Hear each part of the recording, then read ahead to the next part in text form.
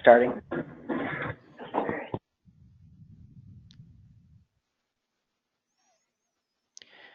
Hello, this is Rich Peterson with Allen Interactions. We'll be starting the webinar in just a few minutes. People are joining as I speak. As soon as we get to the top of the hour, it's 9:55 Central Time here, we will start speaking. But we welcome you from all over to the Allen Interactions webinar today.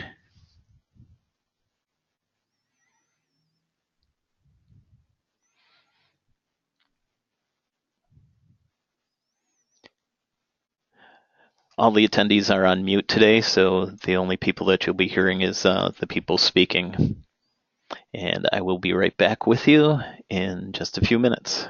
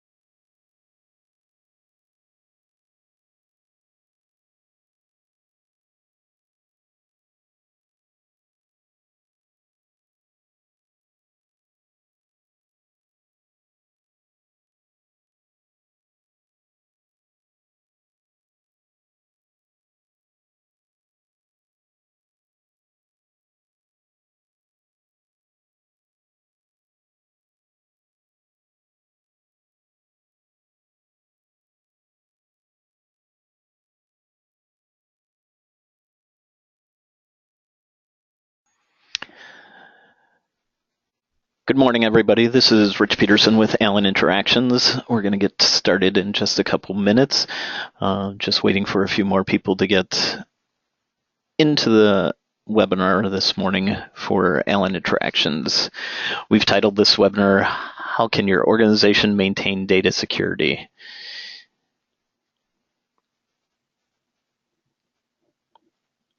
And we'll be starting off with some housekeeping information.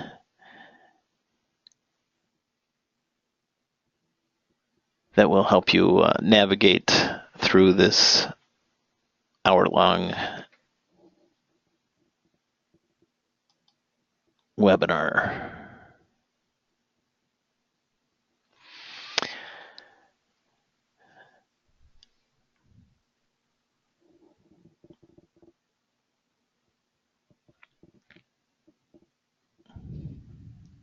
To get started, we're going to have you look at what you can do on your control panel.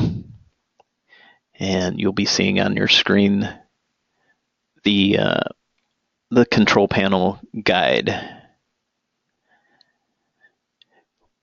If I can get Scott to advance the slide to our control panel.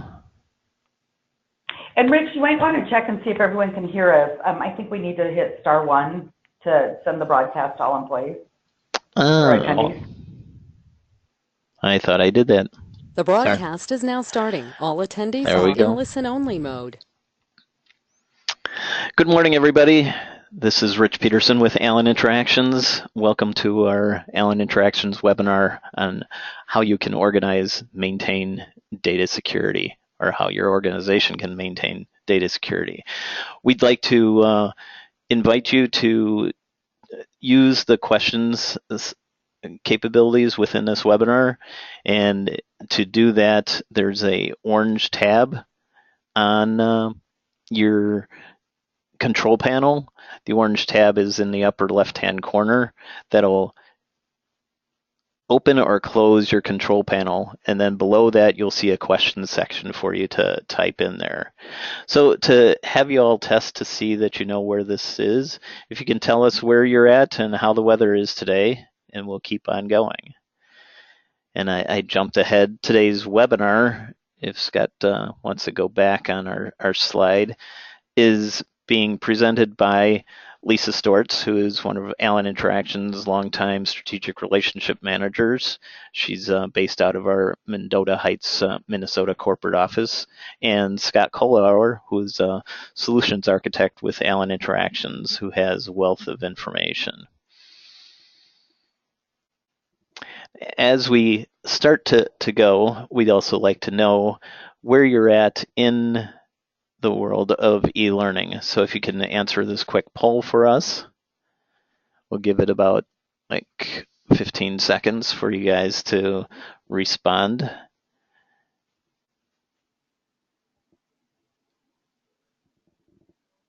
And once I get to so the choice is learning and development. Yep, and you can check all of that apply too. So learning and development, if you're in the IT group, we know that with data security, we might have attracted some IT folks. Compliance, if you do compliance training, if you're on the design side or developer side. And if you're other, just feel free to put it in the chat window.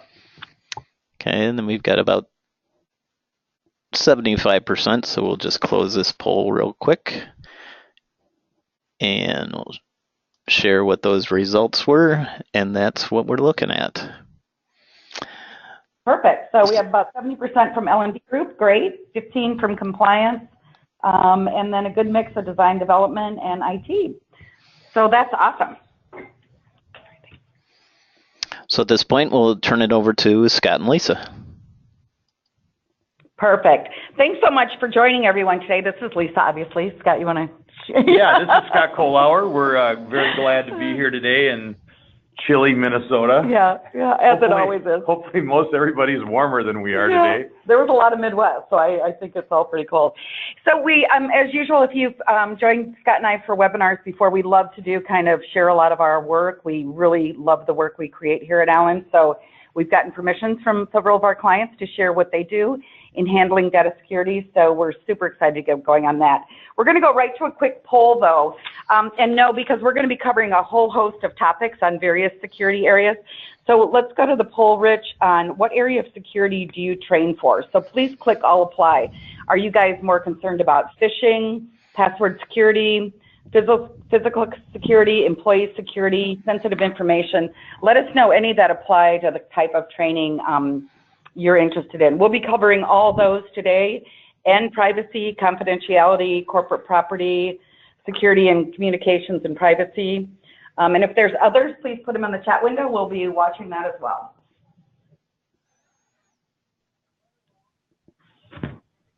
So Rich, yep, good. So let us know when you see the results on that poll. Awesome. So 87% are working on phishing. That's absolutely great. We're actually working with 2 companies that their whole world is sending out those fake emails for us to trip us up, so we know better about phishing. Password security, great. Physical security, employee security, and I'm sure that's even becoming more prevalent with all the first-person shooters happening. And then sensitive information, by far the highest at 96%.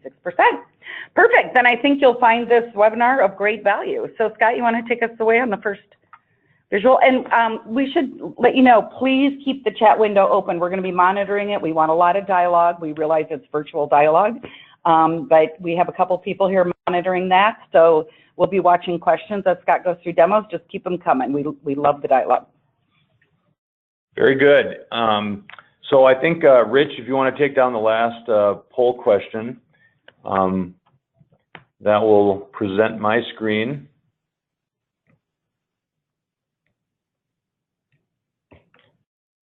So Rich, can you switch it over to Scott? Yep, I'm working on it. For some reason, it's not wanting to Okay. get rid of that option for some reason. Beautiful technology. Beautiful technology. We love it. Why can't I get rid of it? So some of the concepts that we're going to be talking through today are how do you make this content stick, right? Security is very, very important for all organizations. And while we train the employees on it, actually implementing those concepts in real life on a day-to-day basis is the true goal of our, training organizations. Is how do we allow them to learn and really apply on a day-to-day basis. And so some of the concepts that we deploy when we're creating these learning initiatives are what we call, one design philosophy is called CCAF, and this is for some of the instructional designers out there, but also for anybody who's delivering content, is we always want to put the learner into context of how they might be using it on a real world situation. So context helps learning by setting the tone and understanding where it might apply to their jobs. We like to challenge the learner by giving them active scenarios, situations that allow you to actually apply those challenges and think and do things on the screen as opposed to watching. Now, there's a lot of presentation and exploration designs that can be used, but we can also challenge them to be more active learners. The activities that we create, we try to make those realistic and contextually appropriate. And I think here we Yay, go. Woo, we're live, awesome. Well, sorry about that technical difficulty. Nice color commentary though to keep. Yeah, absolutely. And then provide realistic feedback that really helps them understand how they've applied to those challenges, how they've learned the content, and what good and bad things could happen based on how they answered those activities. Yep. For those of you who've worked with it, it comes down to meaningful, memorable, and motivational. And just assume we just handed out virtual M&Ms to reinforce that point.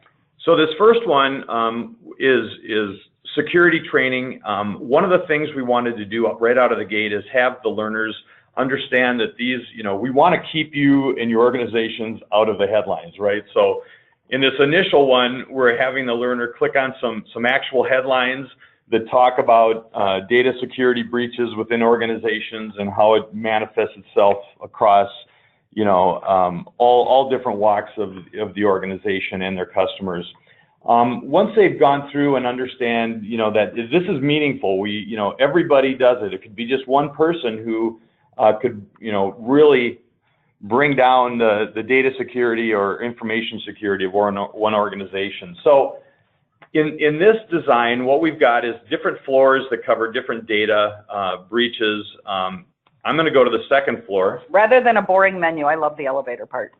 It brings you to the second floor, and one of your goals for this training is to identify risks that might evolve or happen in the different settings of an office building. So in this case, we can actually scroll around, and you can see we went from an office to a conference room, went to the copier, and within each one of these environments, there's data breaches that we need to actually understand and apply.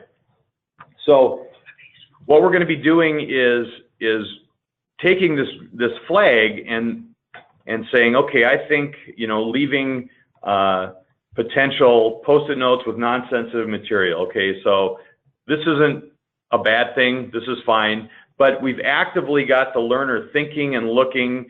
Here's a drawer that's open. So there's sensitive information. So we're going to drag the flag over here.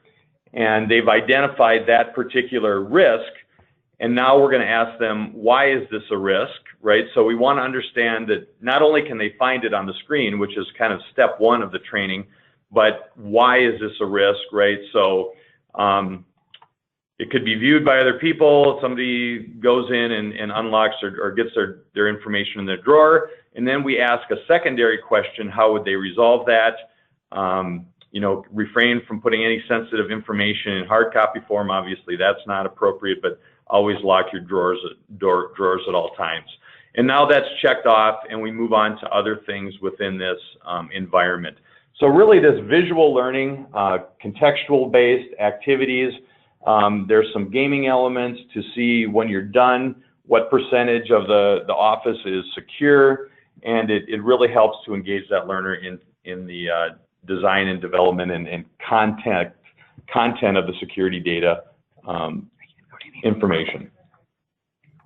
So if we went into this room, here we can do some exploring, find out that somebody has left the conference room without logging off the main screen, and again, we go through that challenge. So the cool part about going to those other rooms too is often you create a training for security or any other, and it's like, oh yeah, but that's not, we're not in that. We're in the plant environment, or we're in a warehouse, or we're in an office. We're on. So having it, being able to scroll through the different environments, I think is pretty effective. Also, all this stuff, notice Scott got right into the do part of it. He got into, you know, what the learner can actually do. You engage them in an activity. We didn't start with a bunch of, here's everything you need to know about security, because we know then by the time the learner got to the fun stuff, we would have lost them. So Rich, why don't we go to a poll quick, if it's okay, if the polls are working back and forth easy. So what appealed to you most about that solution? Just click all that apply. Did you like the elevator as the menu? Did you like the level of interactivity? Did you like the 3-step interaction where they got to identify, justify, and rectify? Did you like moving through the various floors and areas, or the media? Anything that might have appealed to you about that? Just let us know when you've got your... And I'm just waiting for at least 50 plus. Once we get over 50% voted, I'll share these, and hopefully once we share them, they'll go away again without the technical issues. Okay. We try to minimize the multitasking during our webinars, so we want to keep you a little active here. There we go. There we go. Okay, so 38% like the 3-step interaction, which is great. The identify, justify, and rectify. A lot of times it just leaves off on identify, so we love that as well. Level of interaction. Great. Perfect. Awesome. Thanks. Rich, we can go back to Scott now. So in this next example is, again, a Bloomberg, and one of the things they wanted to do was expand the security reach training for not only within the building, the physical building where their offices are, but across, you know, everything that somebody would do. So we created this map of a cityscape where you can go into the Bloomberg office, if you ride the subway, if you're traveling at an airport, at your home office, at a restaurant. All these things are areas where data breaches could occur.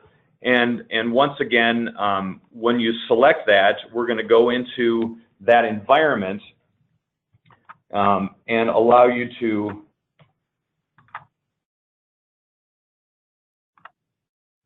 start to look for different levels or different options. So here we're having them explore and say, you know, this is a person downloading some files. Is this a risk? You know, yes. They've got a magazine. They've got a draft article. I'm going to say no. They're logged onto their computer, and I'm going to say yes.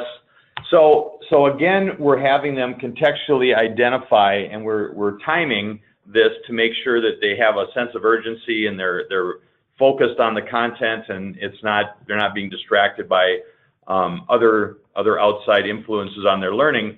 And here it says, well, we've identified 2 out of the 3 risks, and now we have to actually go back and classify and decide why these are risks. Again, that multi-part question with a different skin, and allowing them to go to different worlds or different environments from that main menu to really help them understand that data security in organizations crosses all walks of life, all environments, and it's not just your office building.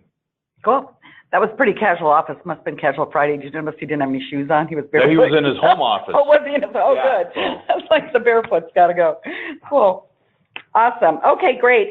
We're going to move on to the next one and keep the chat window going. Hillary, do we have any questions? Or Rich, do we have any questions? Yeah. I saw something about cupcakes going on, but okay. Nope. You're good to go, Scott? All right. So this next one was for GoDaddy. And again, they wanted to do general employee, compliance training, code of conduct, security awareness, and we're going to go into the security awareness module. And what we've got is, let's see here, we're going to go into recognizing phishing. A huge majority of you said phishing's an issue. So yeah. Good. So in this design, obviously we're trying to contextually put them into, they're at their desk. We're going to be bringing this up and allowing them to look and decide, is this particular email looks good, or we better alert security that this could be an option. So we're going to help them think through, and we've gone through some upfront information about the things to look for, and now we're allowing them to practice these concepts. So we're going to say better alert security on this, and it says good catch. Now next we want you to identify 2 different areas of this particular email that you think could be causing or could be a phishing attempt. So in this case, what we're doing is, again, bringing them into these activities where they're looking, they're trying to find, they're actively participating in the contents. If I said, please respond to the bank account and routing number. So they're asking for this, and then again, we answer some multiple level questions about they're looking for personal account information, and that's correct. So we've got one of those particular things identified. And here it says, nope, this one is not correct. This isn't a flag that would cause us to look about phishing, but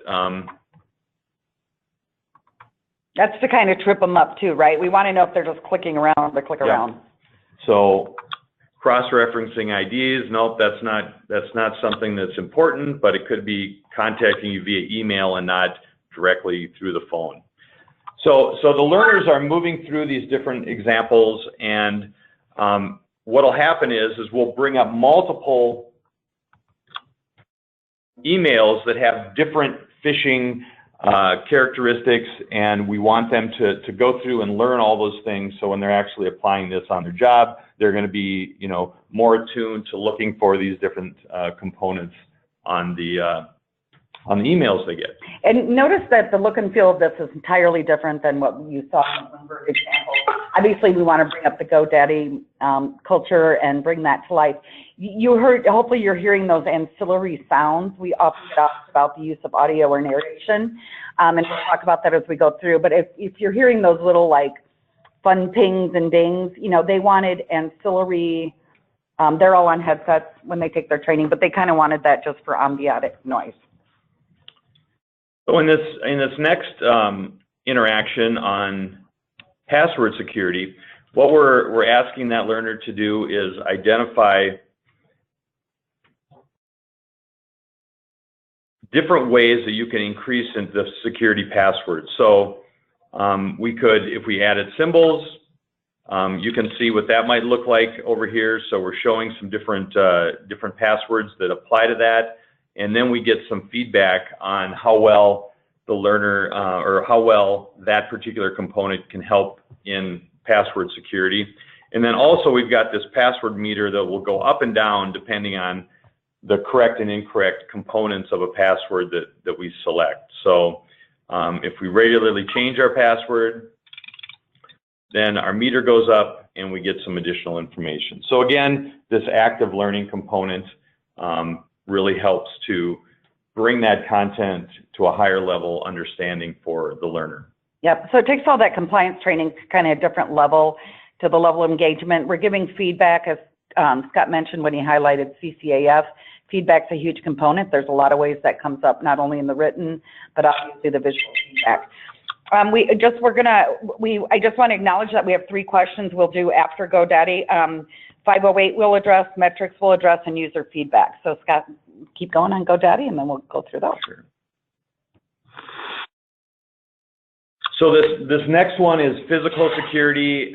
This is similar to some of the Bloomberg designs in that what we're doing is exploring.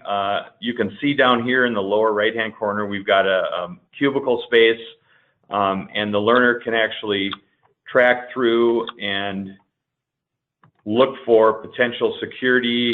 Those were cats on the screen. Yeah. So here's a password that is written on a whiteboard, and again, we've got to find 5 different elements within this physical space to allow us to identify. So here a door's been propped open, and you can see we're populating the notepad on the iPhone or other components as we go along for additional reference within this experience. Okay, customer files left on the desk unattended. I like the little GoDaddy icons that happen on the left. Yeah. So just some different examples of different ways that we can bring this material to a higher level experience for those learners on data security. Great. So Rich, why don't we go to a poll? Let's go to the, how would you rate that course 1 to 10, with 10 being loved it and 1 being not so much. And then if you had any rating from 5 or below, we'd love your feedback as a user. If you were going to consume this content, give us any feedback on what could have made it better. The reason we asked on the Bloomberg what you liked about the course before we showed you the second iteration is we're always looking to improve our own designs as well. In that case, Bloomberg wanted to expand a few things for, as Scott mentioned, the different locations, but we're always looking for open feedback on what can make it better as well. While you guys are doing that poll, ranking again from 1 to 10, 10 being high, you loved it. Let me address a few things. 508 had gotten brought up. We do a lot of government work, so obviously 508 is a big deal. Okay, so I think we have our poll in. We have 47% saying they loved it. Thank you, we appreciate that. 3% for the 3, ranking at 3. Those who ranked at 3 and those who ranked at 5, we'd love any feedback in the chat window. Hillary will give us a summary of what's coming in on that. Anything we could do to make it better, we'd love your feedback on that as well. 508 compliance, we do a lot of government work. We're going to chat about that when we show the next demo. Metrics had been brought up. We're actually going to do a whole upcoming webinar, probably in January, on metrics. Hillary, our head of marketing, is looking at me going, what? When did that come up? Just now. We're doing on January metrics, because obviously that's very important. You'll note at the end of this webinar, we're going to host office hours every Thursday or every Tuesday from 2 to 4 Central. I'm happy to talk offline with you about metrics too. There's a number of ways we do it, depending on what our client needs. We always start with the performance outcome. We're generally trying to drive something up or drive something down. So whatever performance outcome we're measuring against, those become our metrics. So I'd be happy to talk with you about your individual metrics. And then someone had asked about user feedback. We absolutely, during the design and development, get all kinds of ways we gather user feedback on these to know what's resonating. Those of you familiar with our work are familiar with our Savvy process, where we start the iterative design and get that right in the room with the stakeholders. Again, I'm happy to provide all kinds of additional information on that. And then through the design phase, what's there, Scott? The design proof, alpha, beta, gold. We do all kinds of user feedback stages throughout that. Again, happy to provide any detail on that. Yeah, so we get user feedback during the development process, which is really important, because those new learners of this information can really be a great resource for what resonated, how they learned, and different ideas for designs around their learning styles. And then obviously, after it's been deployed, whether it's through a pilot or the actual deployment, we have different ways that we can get user feedback to make adjustments and make the constant feedback loop of making it better. Yep. So to the 508 question, we have an example here. We just did production on this for a company, local here, Interpro, which is great. So Scott, you want to address this demo? Yeah. So in this case, what we're doing, for the 508, as obviously audio is an important component in that being able to navigate, and so here is a design that's presenting, but as well as exploratory. One of the best approaches to password management is the use of a reputable password manager, a software application that requires a strong password to access your entire database of private passwords. Again, with this approach, you will need to remember a strong password, but these tools typically generate random, complex passwords for each system or site, store them safely, and manage them for you across multiple devices. Note that two-factor authentication. So here we've used audio to bring it to a 508 level to enhance that learner's understanding, as well as bringing visual words on the screen. And here they're talking about good, better, and best ways to recall password management. And then once this is complete, a model for then we can move into more of an exploratory where 508 learners can... Our password security system requires two-factor authentication. This means that an additional credential is required after entering my normal username. As you know, with 508, everything has to show on the screen, right? There can't be any scrolling or anything. So a lot of 508 considerations, and we're happy to go over that with you in more detail. So Rich, why don't we go to a poll? What percentage of security or your compliance courses do you buy off the shelf versus custom? So let us know on that. While you're doing that, we've gotten a few more questions in. The use of mobile devices, absolutely. It's kind of becoming a base entry level that everything needs to be created mobile first these days, or at least with the responsive design, because it is on multiple devices. Now that gets very complex. Obviously, if you have old, if you're using old iterations of things with as far as web browsers, et cetera, but definitely, we can address the whole responsive, how we designed that. If we get a chance, we'll show you examples of that as well. But definitely mobile considerations. It's kind of just the way it is these days, right? We love to design to the PC or at least the tablet for real estate design. But otherwise, yeah, absolutely. So Rich, let us know when you get the poll totals in. Okay, we've got them in. Security, okay, so off the shelf, we have about 50% at about 10%, 0 at 50. Okay, all you 57% people that don't buy any off the shelf, we love you, and we'd love to chat with you about custom creating some stuff for you. So that's cool. Somebody else had a question about closed captioning, and that's obviously that's an important component as well for the non-hearing segment of the learners. And so yes, if we do if we have requirements for 508 compliance, we're going to actually do closed captioning and everything that makes it 508 compliant to the best of the not the best of our abilities, but the best that the design will offer. So, yep, perfect. So, and I'm thinking too, we might want to even host a 508 webinar, because we've learned a lot about that with our government work. So we're going to shift gears a little bit. We're going to go in and show you some video. Video, we love, the use of video. It can sometimes be a passive medium, right? We like to make it as engaging and interactive as we can. But in this particular case, we're going to show you a trend we're seeing in security and in compliance in general is the use of humor and how that might relate. Now, this is a video, so we're going to be watching how it plays over the WebEx. Just be patient with this a little bit, but it's just a quick 1-minute clip. Tell me a little about yourself. Well, I love long walks in the park and the musical stylings of Mr. Barry Manilow. I was born in Centerville and grew up on River Road. My childhood best friend's name was Ruth, which is also my mother's maiden name. Do you like my skirt? I'm a huge fan of cats. Mr. Peepers was my first cat. I just love cats. I have 27. There, I said it.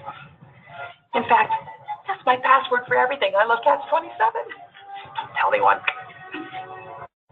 I love this. Beautiful hair.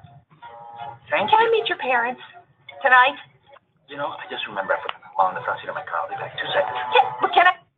Okay, so you kind of get an idea of that. So her name is Tammy Marie Ingalls, TMI.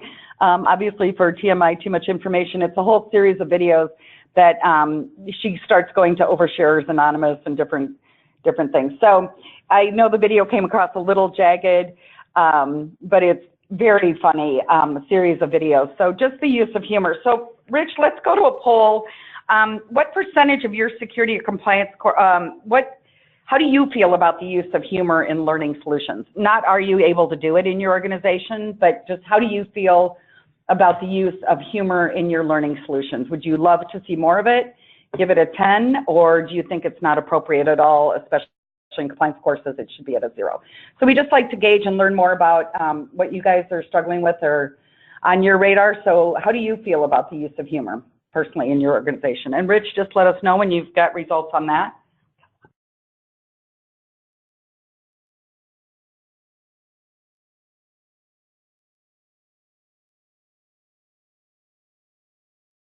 Sorry, do we have any questions coming in?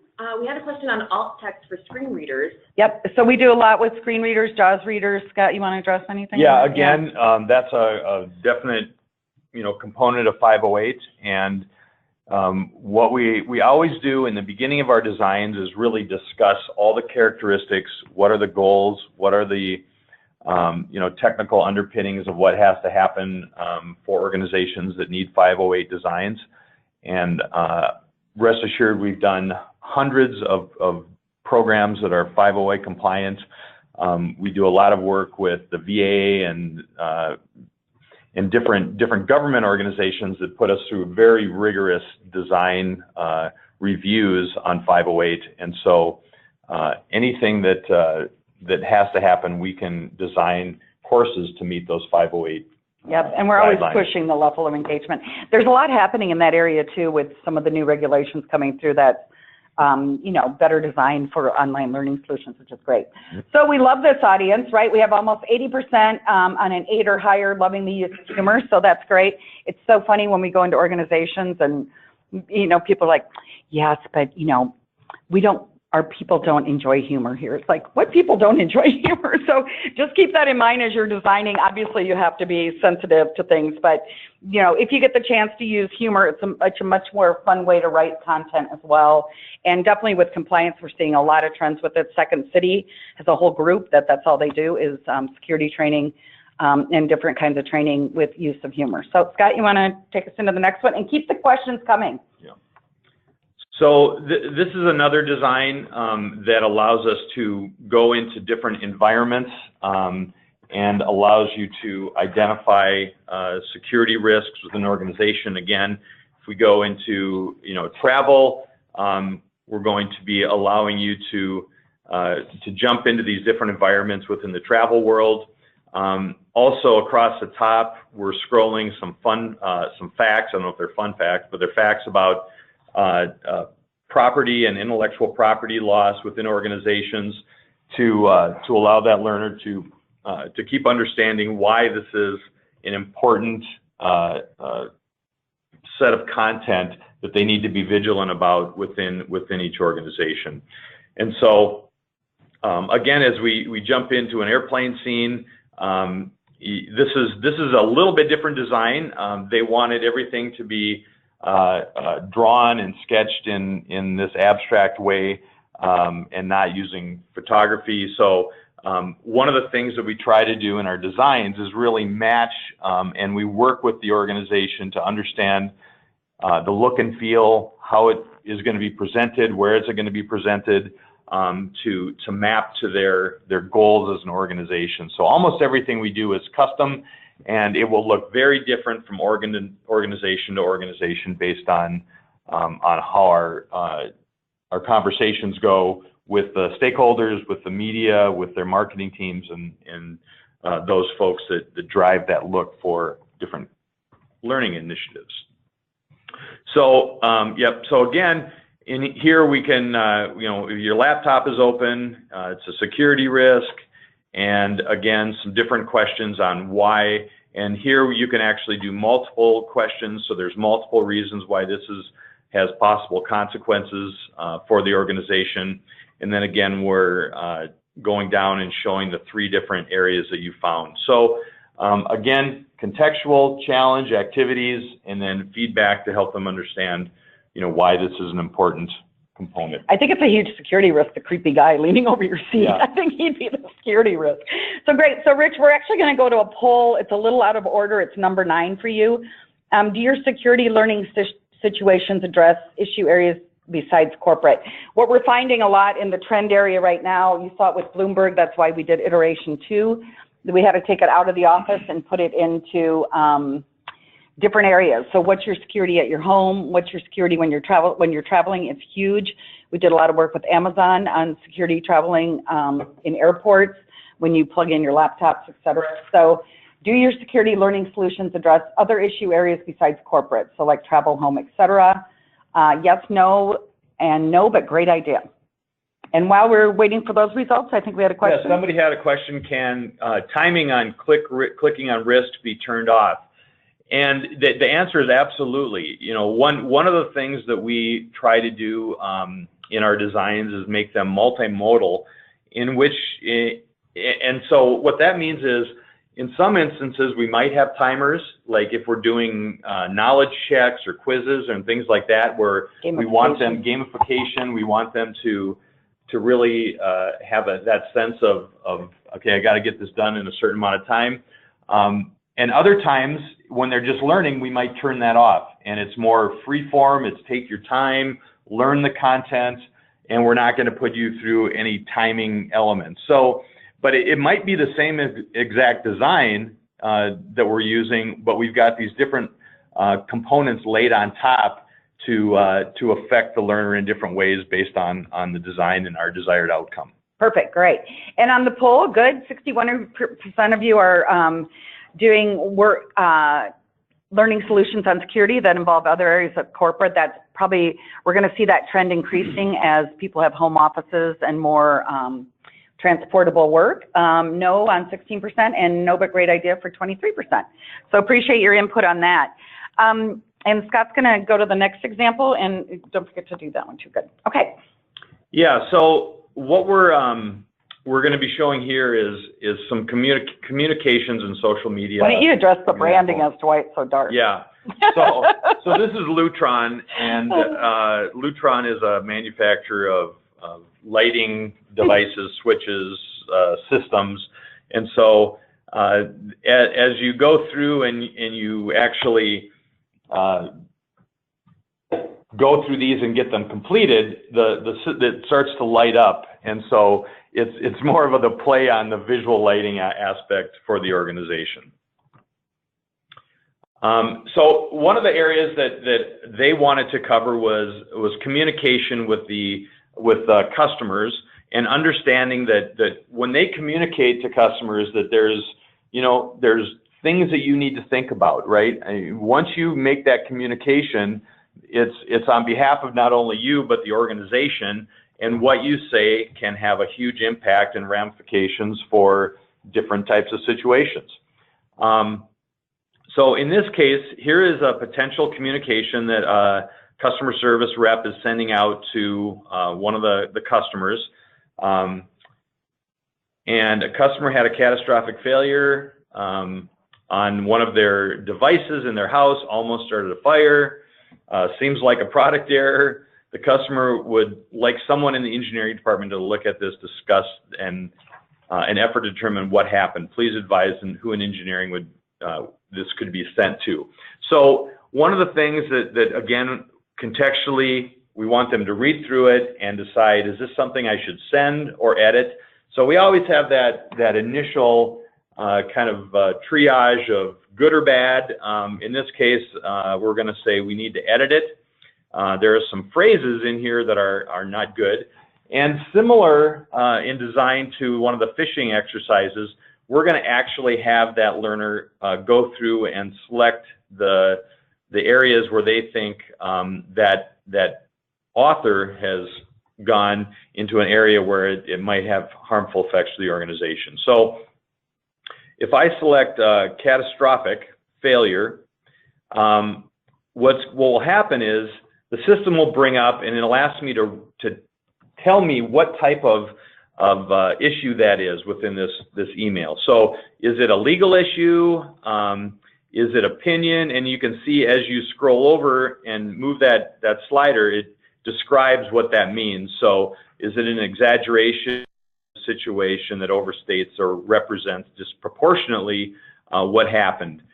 Is it not a fact? Is it a binding Lutron commitment?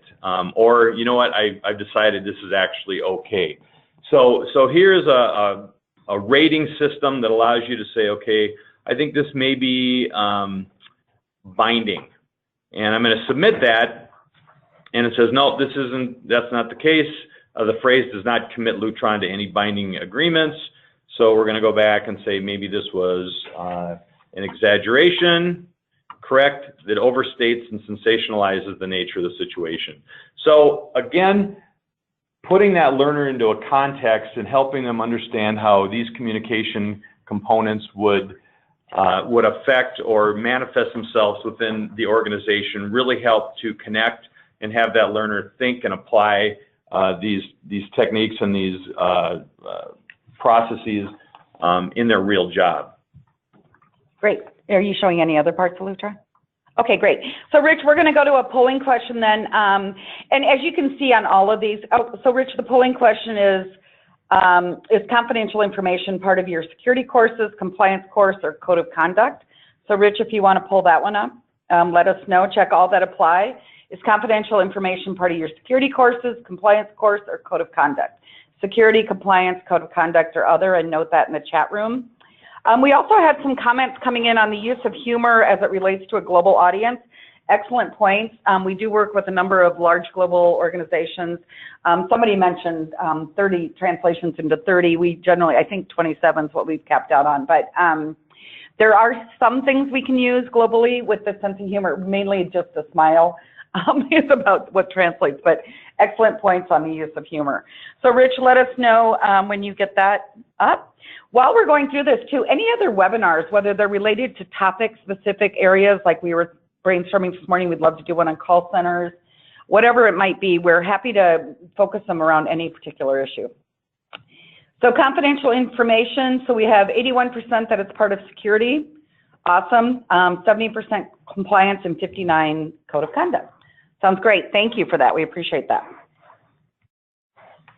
Yeah, and one of the Lisa was talking about, use of humor in global audiences, and again, during our initial design discoveries, those things are talked about. Is this going to be for a global audience? And our designers will take that into account, and obviously, we would not design anything that wouldn't resonate with all audience if it was particularly a global training initiative. So, and that's where user feedback comes in. That's where user feedback and user testing. Yeah, absolutely. Very good. So this next one is on training employees on sensitive health information at 3M.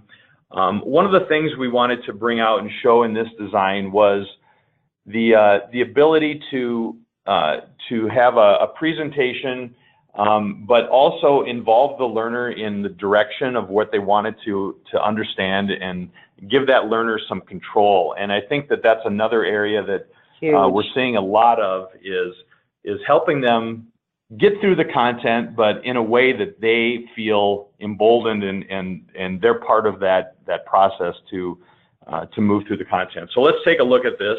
And Scott, when you at whatever point, you might want to just point out what that's all about. Yep. Go ahead. Welcome. This course is a companion piece to the 3M Healthcare Business Group Guide to Handling Sensitive Health Information. It provides guidelines to employ the use of narration, use, storage, transfer, and disclosure of sensitive health information, such as patient data. What would you like to know first? So once we introduce the course, we're going to ask the learner a few different things. Do they want to take a quiz and quiz out of it? If they don't, they go back and they start it over again. who needs to complete the course to see if they're actually somebody that needs to take it, or what is the purpose of this course. So we give them some different choices on the direction of how they want to go. So we're going to say, what's the purpose? This course establishes fundamental guidelines. Each division may also have its own specific requirements around handling sensitive health information. Do you understand why it's important for you to know about sensitive health information? Okay, so we move through that little element, and now we've got 3 other different paths that they can take. Now, one of the interesting things is that the learners are actually going to go through all these paths. We're going to make sure that they hit all the different learning elements, but it has this feeling of that they're in control of where they want to go and what they want to see next. And so it really, again, connects them and allows them to say, well, I'm going to select this, and if I get a selection, I'm going to pay attention because I made that selection. And so it's about motivation, it's about attention, and really listening to what they've selected and where it's going forward. You can see across the top here that there are some different elements of devices, and we can select those devices and actually go through this content. Again, I won't do it, but this course is a companion piece. But what will happen is all this design was designed for responsive design, so it reorients the content for the different learner device that's playing on, and it can be micro components, it can be learning on tablets, it can be phones, whatever, and so it really allows you to deliver this on multiple devices, which is part of the world we live in today. So it again, in our initial designs, we talk about is this going to be mobile? And some organizations don't want it to be. The content just doesn't lend itself for mobile delivery, but most of the content out there today does. So yeah. It's helping a lot too because the LMSs. What's that? It helps a lot today too because the LMSs have the connectivity for the mobile devices, which a few years ago that was kind of a tough thing to do too. So, Scott, what's the provide feedback about when you click on that? Where does that take you? Yeah, so this is actually what we call, it's in the development process, and this is a gold or a beta delivery. Oh, so that's the review and tool. So this is a review tool that allows you to jump in and make comments as a reviewer for this particular set of content. Cool, appreciate that. Okay, Rich, we're going to go to a polling question here. Real quick, we have a question from Misty. She's wondering how do you ensure the learner has hit all points once they've selected a path? Do you route them back or find them and ask it later? And how does that work on the back end? So before you answer that, Scott, Rich, just pull up the polling question so they have time during that too, is how often do you use narration in your learning solutions? 1 to 100%. And if you can point out in the chat window how you use narration, that'd be great. So how often do you use narration in your learning solutions? 1 to 100%, 100% obviously if you're required. Okay, Scott, I'm sorry. Yeah, so the question was, how do we know that they've hit all the different paths within this? So in the back end of this, under the coding elements, we've identified that they need to select all these, and once they select one, then we'll come back and give them 2 options, and they can pick from that, and then we automatically will move to the 3rd option. And so basically we're process of elimination. Yeah, it's just, and then each section has its own set of things they need to go through. So it really, the learner doesn't actually, understand what's happening. Well, they might. I mean, they're probably smart, but it just feels like they're able to move through the different paths, and they're sectioned in a way that we're not jumping from, one set of contents to a whole different one. It's gathered and paired with like-minded content for the overall course. And whoever asked that question, if you want to, we've got a number of courses that we have designed that have that type of functionality. So if you wanted to contact Lisa, we can show you some additional ones during some office hours as well. Yeah, happy to do that. Somebody's asking, Rich, can you close the polling question? We've got a good idea. We have about 30% are required to do that. But close that polling question. So they wanted to see Scott's screen. as he's talking about that. So, Scott, do you want to reiterate going across the bottom how they decide that? Hang on, as soon as he's closed out of this.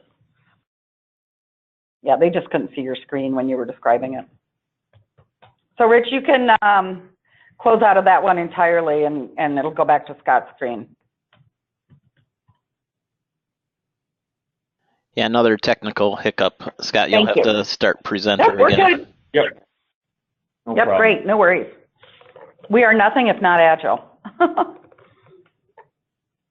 Okay, so I was talking about after a segment was presented that the learner gets to choose from these three options. Yes, I deal with sensitive health information often. I know it's important, but I'm not sure why. I'm not sure that I really need to know about this given my role. And so each one of these will take us to a different path, but rest assured it's going to move through and allow them to select these and give you the same content. There's even designs that we go through where no matter what they choose, we're going to actually kind of give them the same pitch. And so it's the same base content, maybe with a little spin, a different introduction that says, great, I'm going to tell you about, why this is important and the different roles, right? So there may be a little bit of a difference, but each one of these has that same message. It's just presented with an introduction that might meet the question that learner's answering. So again, so this is instructional design, elements that we use, and sometimes we take them down just a whole different path. Other times we'll have the same content, and it just feels like they're moving through and it's being answered in a way that's meaningful to them. Yeah, and that generally comes up in the Savvy Start. Do you want a prescriptive path, like if it's something required to take them down, or can we go more? But when we talk, so that's what happens in the corporate discussions. What happens in the user testing is they want control 100%. They want to design their own path, which is much easier now with micro-learning, right? They just want to get to what they need, when they need it, to do what they need to do. So we're going to show you an oldie but goodie that we love here. This is more related to employee security. And Scott, before you move on from that screen, I love this, and I think it's timeless. You see that little Trivial Pursuit, I'm dating myself, obviously, with old games, but looking piece. Whenever Corning produced any piece of work, they made sure that it tied and aligned entirely to their corporate values or their mission. I know many of you have pillars. So we try to bring this element in to a lot of design sessions. It's going to reinforce, that your training is absolutely aligned to the corporate mission. So in this one, it's hitting on one key point that they value and respect each other. So I just think that's a fun little piece to have in there. And employee security is obviously at the forefront of a lot of organizations with, what's happening and this is for managers. So this is management training that allows new managers to go through and really understand what their responsibility is to keeping the employees that are under their purview safe. And there are different levels of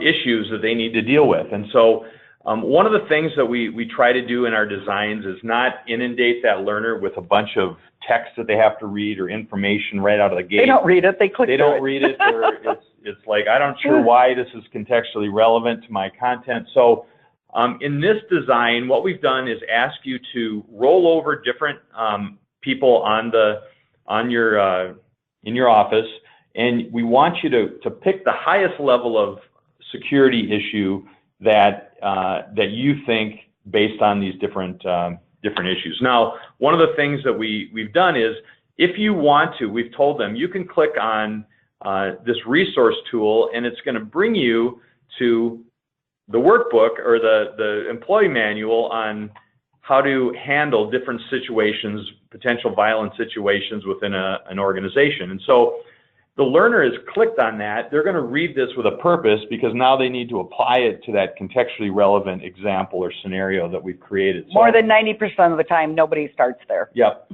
but they will go there after they make a few mistakes. So we're going to just spend a couple minutes going through this. Here we've got somebody says, the stupid printer, it's always screwing up. I really hate this machine. Somebody says, some days you just want to end it all. That's not good. I hate this stupid project. Everybody is dumb and incompetent, blah, blah, blah. 2 things would solve this department's problem: gasoline and a match. And my boyfriend was late getting to my place, and I wanted to kill him. So Corning's actually a great place to work. These people just have a few issues that are gathered here. But in your chat window, type in, who do you think is the person that we should deal with? What is the highest ranking security issue? You get to drag them into your office. Who do you want to talk to first? Let us know in the chat window. Do you want to talk to the printer, the woman who wants to kill her boyfriend, gasoline in a match? Your choice. All right.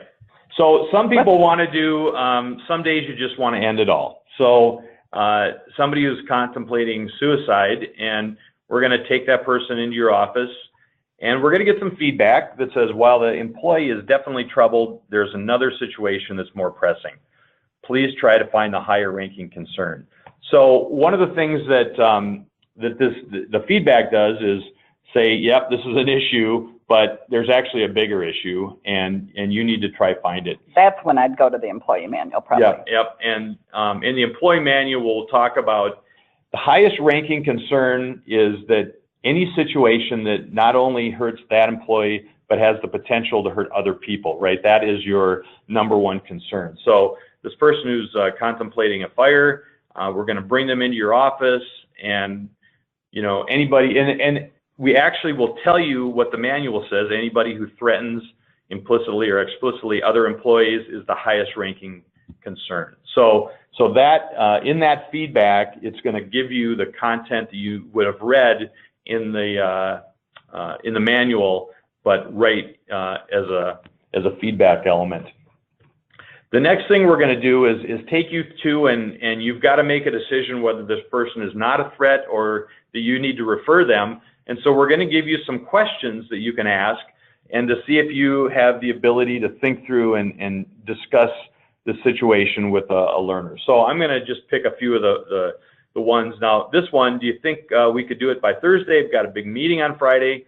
One of the new managers talked about humor as a way to diffuse a real tense situation. So he said it's realistic for somebody, a new manager, to use that type of phrase, and we can see, he says, haha, that's a good one. Doesn't give you any value of information value for making this determination. So, if we answer were you kidding?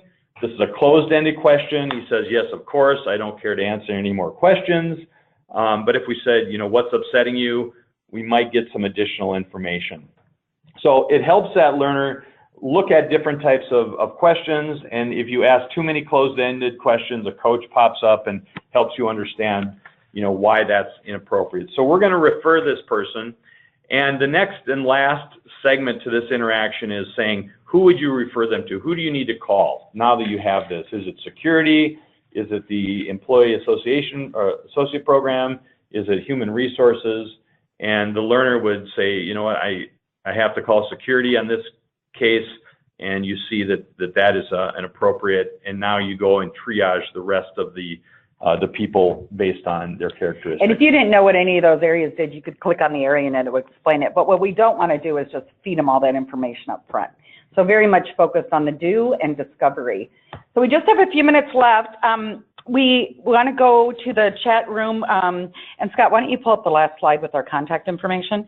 But in the chat room, we'd like to know any other webinars that you guys would like us to host. We're happy to do them. We want to get into where we're doing them more frequently. We love doing them. We love learning from you guys. So we're happy to do those at any time. Today, I hope you got some good information out of it. We covered phishing, password security, physical security, employee security, security reporting, privacy, confidentiality, all kinds of things. So we know that it was a quick smattering of different designs, but we've gotten feedback that you love seeing examples of how other organizations have brought that to life, and we love sharing it. And thank you to all our clients who let us share their work today. As I mentioned, I'm happy to host office hours every Tuesday from 2 to 4 Central. Just call me anytime during that time. I keep it wide open for you. Otherwise, email me anytime. I love dialoguing with all of you. obviously we'd love to work with you in any capacity. And really appreciate your time today. So while you're putting in the chat window any other webinars you'd like, there's going to be just a quick brief survey here at the end. Rich, you want to talk about that?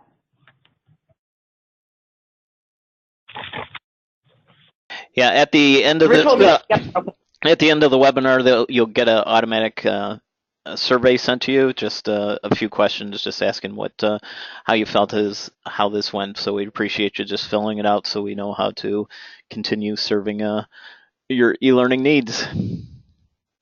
Yeah, and Scott and I love this. We're incredibly passionate about it. Rich, thank you. Hillary, thank you. We love what we do, so we love sharing it with you. Scott, any closing words? Yep, I just, if you do have any questions about anything, please reach out to us. We've got lots of other examples and different content areas that we can show you and talk about different designs and ways to engage the learner to really up the the metrics within the organization on efficiency and performance of learning. Yep. We love sharing. So thank you so much for your time, everyone, today, and we look forward to hearing from you. Have a great day.